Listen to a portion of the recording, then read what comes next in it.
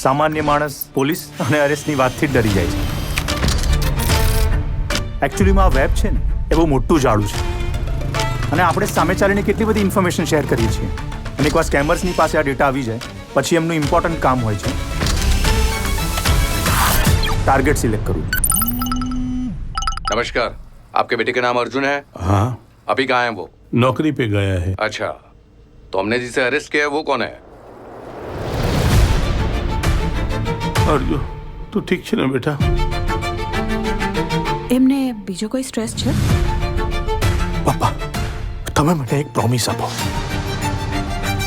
નહીં તમે કોઈને ફોન કરો, નહીં કોઈની સાથે આ વાતની ચર્ચા કરો. એ બધી તમે જે વિચારી રહ્યા છો ને એના કરતા બહુ મોટી ગેમ છે. તમારે સમજવું પડશે કે આ કોઈ નાની ચોરી નથી આની રીત કે આમને પકડવાના રસ્તા. સોલા પોલીસ સ્ટેશનમાંથી વાત કરું છું. તમારા છોકરાનો કેસ આવ્યો છે.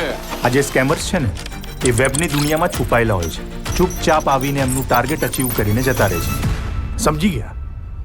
એટલે આપણે બેઠા બેઠા એમના વખાણા જ કરવાના છે કે આગળ કંઈ કામ પણ કરવાનું છે? અમદાવાદમાં થયેલા સાયબર ક્રાઇમ કેસમાં થયો નવો ખુલાસો. 11 तारीख को 3 लाख रुपए किसने भेजे थे? સાયબર ક્રાઇમના ખાસ ઓપરેશનમાં કરાઈ ધરપકડ. બીજો રસ્તો કઈ નીકળશે.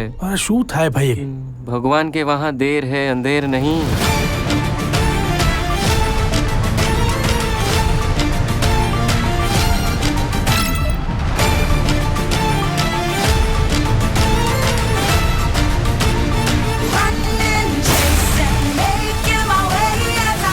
એક હેલ્પ જોઈએ છે એટલે એકચ્યુઅલી અમારે અકાઉન્ટ હેક કરવું છે.